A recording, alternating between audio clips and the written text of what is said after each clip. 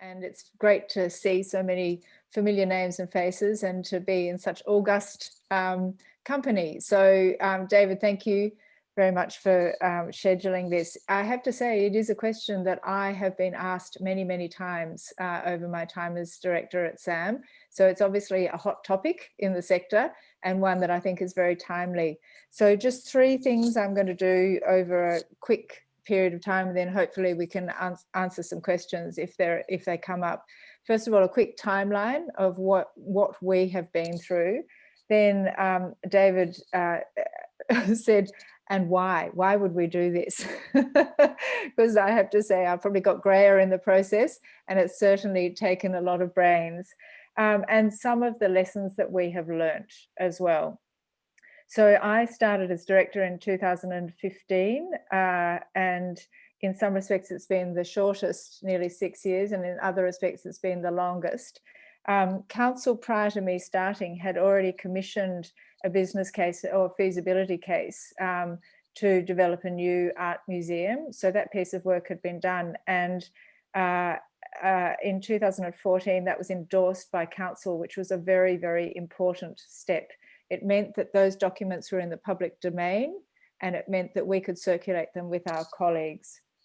In 2014, the council also established, or the SAM Foundation was established, and I think that comes to the point that we have already heard. That was a very important first step.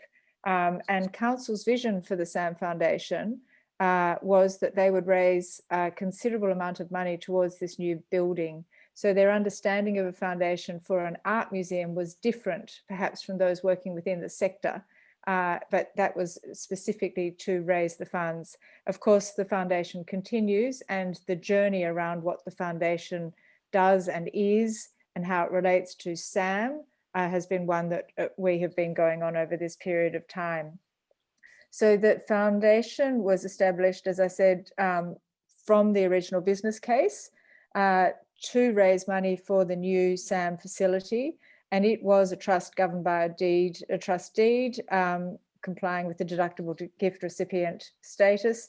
It had DGR2 status, and it was set up in relation to the Shepparton Art Museum Foundation. And I should say a disclaimer here, I am no lawyer, but I've read a lot of legal documents over this period.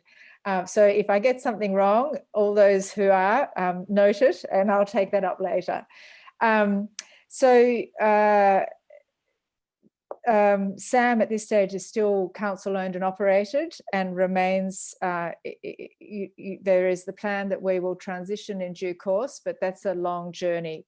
The funding obviously needed to be secured, and until that funding, particularly from the state, federal to match the local council commitment, was secured, the project didn't have legs.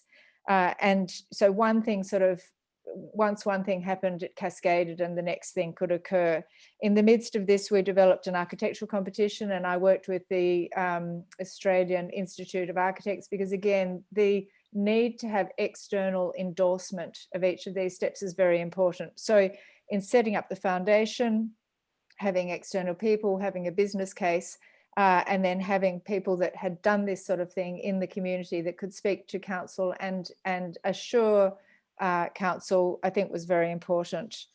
In 2017, I think it was, we engaged Positive Solutions to actually do a review of the steps that we were taking and the desire to shift from council owned and operated to company limited by guarantee. That was a really important step, because again, it was about comms, it was about managing stakeholders. And by this stage, there was a new set of councillors who had been voted in. So they had to go on the journey again. So every step you felt like you were repeating what you'd already done, going backwards to go a little bit further forwards. But it was still working in the right direction. 2018, I think we started preparing the constitution. Council engaged lawyers to do that sort of work. And I think I would observe there's a challenge around that in ensuring that you have the right lawyers who are familiar with our arts and cultural sector, which is very important, and are across this sort of shift and implications. Those documents, those legal documents, took years in the making, with minute little, changes and then another 6 months period. And again, I would look at how long that takes and who you do, how you do that process as well. 2019, we SAM Limited board, and in the first instance there were 3 founding members, 2 of whom were council employees and 1 was the chair of the Shepparton Art Museum Foundation. I started talking a lot about which hat people were wearing at this point, and really at that point, even though I was a council employee, and it's very important to say that, I was the person who really had the greatest care of what this new institution would be post-transition, having worked in the private sector previously. And I think that's important to say that as dyed-in-the-wool council employees or council staff, if you haven't worked in the private sector or you haven't worked anywhere other than local council, it is a very different mindset. So we then did a call for membership, even though as a company limited by guarantee, we technically didn't need to do that. There was a perceptual aspect to this, and the Constitution called for a skills-based board. In our region, it was particularly important to reflect diversity and inclusion, a gender parity and a strong Indigenous voice. And this will be a journey that we go on, but in the first instance, we certainly had Indigenous representation and a good gender mix. So from the 1st of July 2020, we began operating as SAM Limited or SAM. The challenge at this point was that there were so many different SAM entities. There was the SAM Limited board, there was the SAM Foundation, we had the Friends of SAM, had a SAM advisory group, and that was really complicated for people outside of this world to understand what on earth we were doing. So the foundation for SAM Limited and our agreement with council is really important. There are 3 binding legal documents that underpin this relationship. The first is the custodial agreement, and that is really around the collection. And we have a large proportion of the collection that is owned by Shepparton Council, for the people of Shepparton, and we have structured the document to support our work with the asset as council sees it in the way that we normally would in an art museum and gallery. We will have an additional collection, which is the SAM Limited collection, and certain donations of works donated on the condition that they go into the SAM Limited collection, not the council collection. For the Joe public, they will see it all as the Shepparton Art Museum collection. So it gets recorded in EMU and our databases and so on, but there is a very strong and important legal relationship that for some donors is essential. We have a funding agreement, and that will be reviewed every 5 years, and it's all been published, so I can say it's a commitment of $2 million. I would observe that our commitment when we were a business unit as part of council was 1.3 million per year with some in-kind support. So for a building that is at least double and an increase in staff, we're not double our funding agreement, but it is a very, to have the commitment from council for a 5-year period means that they will remain the key stakeholder in our ongoing relationship. And I think that's really important. Around this time, we've also seen a lot of work being done around the commitment of local councils and support for arts and cultural sector and organisations. And I think that is a really important part of these 3 legal documents, each of us understanding the significance of that for the sector and for the community. And the third is the lease agreement. And again, that we haven't signed that yet. The building is not complete. I think it will either be at this side of Christmas or the other side of Christmas. But there is a huge amount of how does this building work? We've got co-located tenants So Sam is the primary lease partner, but then we've got subleases with Keilor Arts, which is the local Indigenous Community Arts Centre, our commercial lease arrangements and catering arrangements. And the visitor centre is actually in the building as well, but because they're council, we don't have an agreement with them. So we've set up a precinct meeting to work out, and there will be MOUs floating everywhere, I have no doubt. But it's complicated, I think would be the short answer of that one.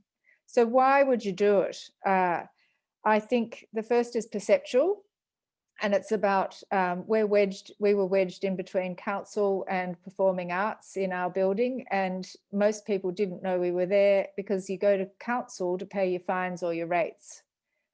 The second is about philanthropic opportunities, which we've obviously spoken about. And you could argue that council had already set up the foundation, so any money could be channeled through them. But I think it's about trust, and it's about who sells the vision, and the director has to sell the vision and work with the board and work with the foundation to be successful. So I think David's already said that. The third, I think, is around council culture. And I think art museum and gallery culture is a very different sort of thing to a council culture, in my observation. Neither better nor worse, just different. And one of those is about understanding risk and loss. Council works under the Local Council Act. It's a very, very different legal structure, and they're all about mitigating loss and managing risk. Now, that's exactly what we do, but in the inverse way in the arts and cultural space. So I think there's a philosophical and a sort of cultural aspect that I think is important. And the fourth point is that for many councils, historically, arts and culture has not been seen as core business. Now, I would argue that in the sort of cultural space, you know, creative cities space that we're now living and working in, that's got to change, and the cultural sector has got to really advocate for that, particularly when your core primary stakeholder is contributing such a significant amount of money to your well-being and ongoing success. So what have we learnt? The first is that you have to have the appetite for this. This is a marathon, it's not a sprint. As I said, you know, you feel as though you're saying the same thing time and time again, and the stakeholders are just changing. You know, councillors are elected every 4 years. Every year you've got a new mayor. You've got to learn how to do the pitch and write the words for the mayor, some of whom are emotive, some of whom are strident, some of whom have different agendas. So the director has got to also be a political beast, I would suggest. What have we learnt? The first 6 months of this year has probably been the most difficult 6 months of my professional life, because I have had two masters. I've had council and I've had the SAM Limited board. And that just caused an unbelievable amount of work, and also logistical issues. For one, I was the incumbent CEO, and for the other, I was a third tier down officer who was not allowed to have an opinion. So that was challenging. I'm delighted to say that we're post 1st of July. So the next 6 months has been hard, and throw in a bit of COVID as well, but easily much, much better than the first 6 months of the year. So what is your appetite again? I would really say that those agreements are pivotal, and getting them right and doing them in a very clear, structured way that is not done over years, but just over a shorter period of time is really important. Whether I should say this or not on Zoom, I'm not sure, but you know, the lease agreement is one that we will hold off signing until we've got everything sorted out. It's our one last bargaining chip, so I'm working that one hard, and I'm sure we'll all get to very good outcomes. But you know, I think you do need to look at that, because as an organisation, there are things that we will be signing up to, that, you know, we need to make sure we can actually afford to do and to manage. We engaged a pro bono legal team. I'm very delighted to have fostered that relationship, and it was very lawyer, so having independent advice for those legal agreements was very helpful, particularly with an organisation who have done this sort of thing before and know the arts and cultural space. So if you can do that, if you're thinking about this, I think that's very helpful. The two last points, one is I think it's really important that we share the learnings. And again, council is often reluctant to share learnings around how to do an architectural competition or the journey. And going right back to that first point that I made, if it is endorsed in a council meeting, it's on the public record. So that was very helpful. And we were able to share the learnings, the information, the documents with our colleagues for use and learning in the sector. And I think that makes the sector stronger, and it enables us all to think in a, you know, quite creative and informed way about these sorts of opportunities and possible pitfalls. And finally, where we're at now, our Director of Development for the SAM Foundation decided to move back to America for personal reasons. We were very sad to see her go, but it's an opportunity. So what we're doing now is reviewing the relationship of SAM Limited and SAM Foundation. They have had a director of development who reported to the foundation and you know, had a dotted line or worked very closely with me. But legally, or under council's instructions, when I was a council employee, I was charged with not fundraising for the capital campaign. Now, we all know that just doesn't work in our sector.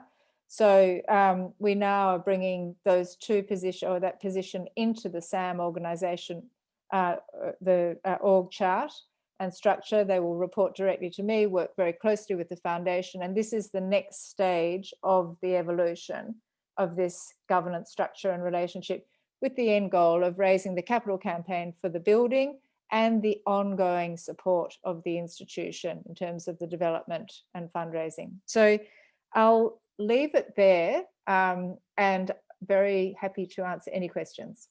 That was great, Rebecca. Thank you. You've done an excellent job of making it all very real. So it's no longer theory. It's all about the hard realities of how it goes.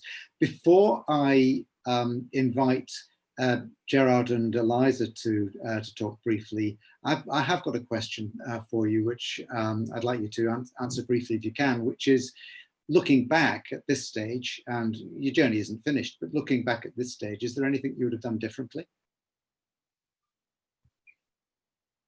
I think the wheels were in motion when I started. We were also very fortunate to have Carrillo Gantner, who is gifting his collection, has been a great advocate, and I think it was very helpful to have his support at certain moments. And I call on my friends and colleagues at various stages. No, I think the one thing that I would observe is that I didn't think it would take this long. So your appetite, it's a long game. Would I do anything differently? No, I think it's the right answer, and I think it's the right thing to do. I think you call on the people that you need at the right time. If you don't get the right answer, you ask the question a little differently, and you just don't give up. Great, thank you.